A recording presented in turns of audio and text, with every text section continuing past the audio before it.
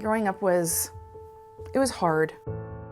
My mother was a very unhappy woman, and she took it out on me a lot. I was told a lot as a child that I was worthless and that I was never going to be loved. I grew up believing it and didn't know what to do, didn't feel like I deserved happiness or anything. I remember the day I found out I was pregnant with Joanna.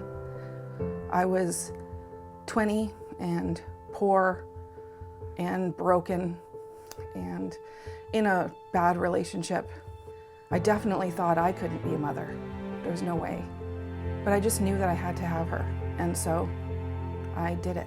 And I looked at that little pink face and I just said, I'm just gonna screw up and I'm gonna make mistakes, but we're in this together and we'll get through it together.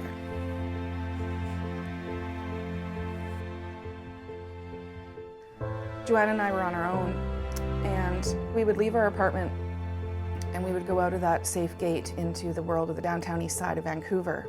Walking down the street, there would be junkies passed out on the street with needles hanging out of their arm, and I would distract Joanna by pointing out the clouds in the sky that looked like a duck or the bird in the tree so she wouldn't have to see that kind of stuff.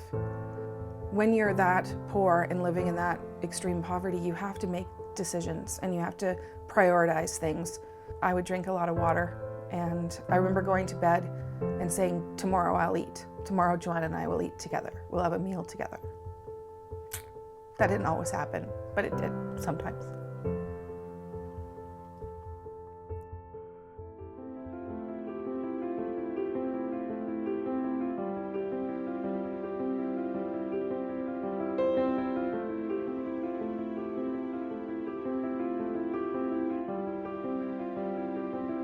Somebody told me about the toy lending library in Bowness. They were telling me about different programs that the United Way helped fund or the United Way was a part of, and it totally helped me come out of that depression.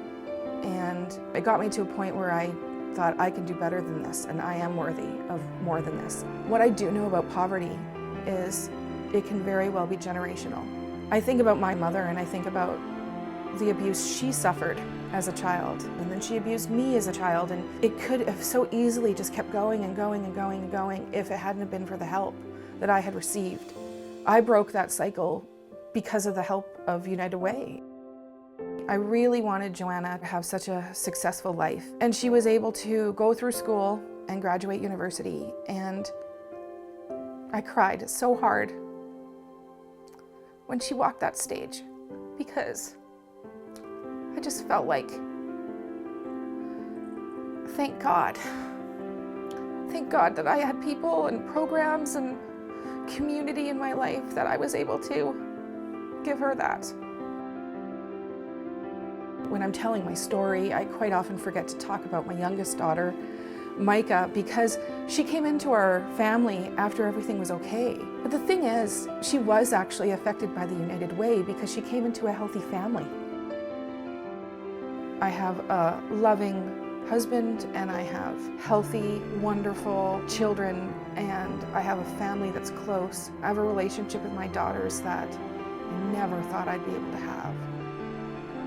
When you support the United Way, you're not just supporting the here and now, you're supporting generations to come.